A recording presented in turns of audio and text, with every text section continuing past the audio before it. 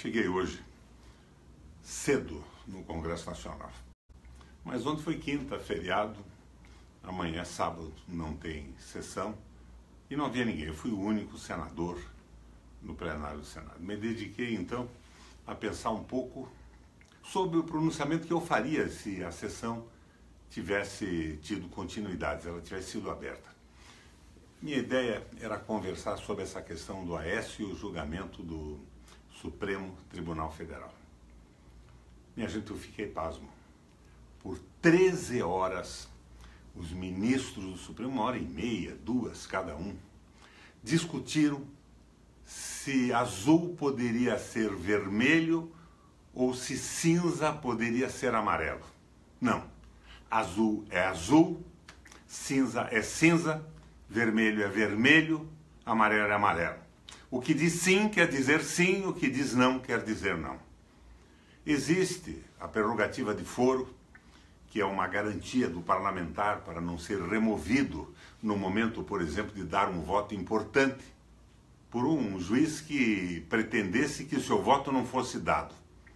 Eu acho que essa prerrogativa de foro devia ser restrita apenas às questões vinculadas às decisões e aos votos. Crimes comuns não deveriam ter foro privilegiado algum, deveriam ir para a primeira instância, para o juiz de primeira instância. Mas existe o foro privilegiado e nisso não se mexeu ainda. E a Constituição diz com toda clareza que o parlamentar não pode ser preso sem autorização prévia de sua Câmara. Eles inventaram agora que podem prender e em 24 horas oficiam o Senado ou a Câmara Federal para dizer se concorda ou não concorda com isso. Ruim. É uma hermenêutica criativa, não é isso que diz a lei. Mas cá entre nós eu não acho ruim isso. Porque afinal de contas, imunidade não pode significar impunidade. E os tribunais e os juízes não podem ser paralisados de forma absoluta sem poder reagir a uma denúncia da polícia ou do Ministério Público contra um crime comum. O parlamentar que agrediu a mulher, ou o parlamentar que cometeu um roubo que não tem nada a ver com crime de responsabilidade no exercício do seu mandato. Mas de qualquer forma, o que os juízes levaram 13 horas para discutir é realmente um absurdo completo. Eu acho que nós precisamos fazer uma pequena reforma constitucional, modificar esse artigo, para que ele não fique aberto ou não fique tão aberto que possa dar vez à interpretação de juízes. Um tipo fechado, dizendo com toda a clareza que não é não e que sim é sim. E devemos acabar também com o foro privilegiado. Esta é a minha opinião.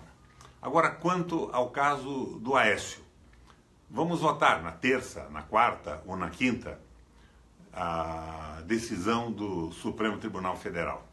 Eu acho que ela ultrapassou, ela fez lenha do texto constitucional.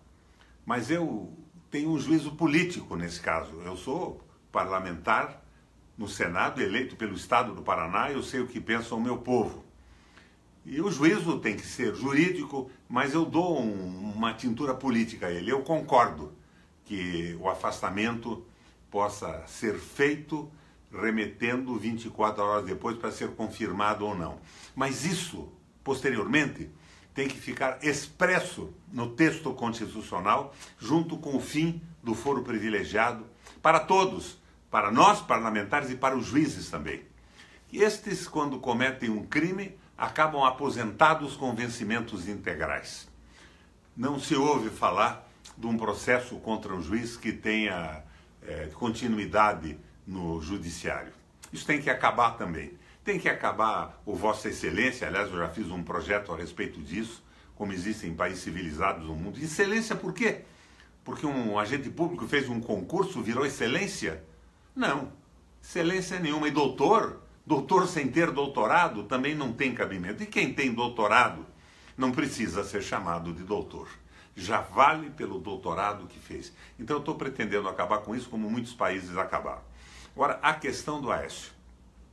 Isso provocou um tumulto enorme na mídia, nos jornais e nas televisões. Eu quero fazer uma observação a vocês. A nossa Constituição é a mesma há muito tempo. Quando mandaram prender o Delcídio, o Supremo Tribunal Federal, por unanimidade, mandou prender. E ninguém discutiu se ele precisava pedir licença para o Senado antes ou não pedia. O Delcídio não era das elites dominantes do Brasil, ele não tinha o resguardo da opinião dos jornalões e das televisões. Foi em cana, com proteção constitucional ou sem proteção constitucional. Chega a vez do Aécio agora, eles discutem 13 horas. Uma semântica criativa, silogismos atrás de silogismos, coisa que não devia ser discutida, pois cabe ao Supremo Tribunal cumprir o texto constitucional. Sim é sim, não é não. Uma pequena margem para interpretação conforme evolui a sociedade e avançam os tempos.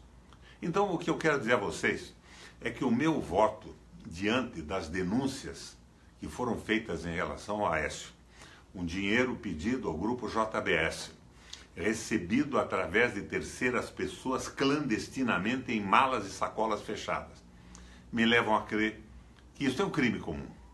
Nada a ver com o exercício da atividade parlamentar. Eu vou votar favoravelmente, embora eu seja daqueles que pretendem que seja feita uma reforma no artigo da Constituição para que não haja espaço mais para interpretações, para que os senhores ministros do Supremo Tribunal Federal não tenham que perder 13 horas discutindo aquilo que é rigorosamente indiscutível. Precisamos sim de um concerto constitucional, tipo fechado, nada aberto, que dê espaço para 13 horas de interpretações variadas e completamente ininteligíveis para mim, que sou advogado, e para todo o público comum que acessou as televisões no dia de ontem. Minha gente, a solução é esta. Agora, se o Senado não passar por cima desse problema das 24 horas e não der a licença para o afastamento do Aécio, politicamente nós estamos entrando num processo de desmoralização absoluta. Agora, o Aécio tem direito, como você que está me ouvindo, ao devido processo legal e a um amplo direito de defesa.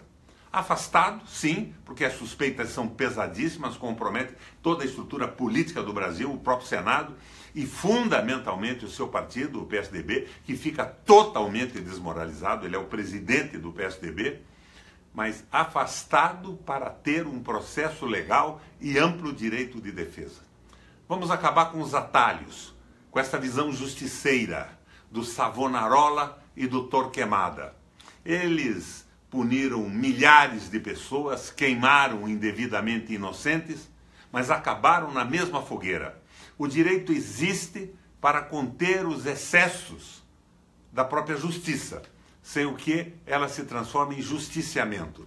O juiz tem que se ater às regras do direito, o promotor também, todo agente público também, e tem que se ater à regra do direito o parlamentar. Os agentes públicos, desde o fiscal de rendas municipal até os fiscais de renda dos estados e da União. Minha gente, vamos pôr uma ordem na casa, mas pelo amor de Deus, não me façam, por 13 horas, novamente, escutar as justificativas injustificáveis, os argumentos absurdos do Supremo Tribunal Federal. Uns querendo transformar o sim em não, outros o preto em branco, conforme a sua visão ideológica da economia, das coisas que acontecem. Não tiveram com o Delcídio a preocupação que tiveram com Aécio. Isso é uma coisa a se observar, principalmente por aqueles que, como eu, percebem a seletividade dos julgamentos nesse momento no Brasil. Você que está me ouvindo, e todos queremos os ladrões na cadeia, mas quando se atropela o direito, não é só esse político, corrupto ou não, que está ameaçado. É a sociedade inteira, é o cidadão comum. E isso tem que ter definitivamente um paradeiro, e um paradeiro imediato. Mais ou menos era o que eu pretendia dizer. de uma forma um pouco diferente na tribuna do Senado. Diferente quanto à forma, à maneira, mas exatamente quanto à essência.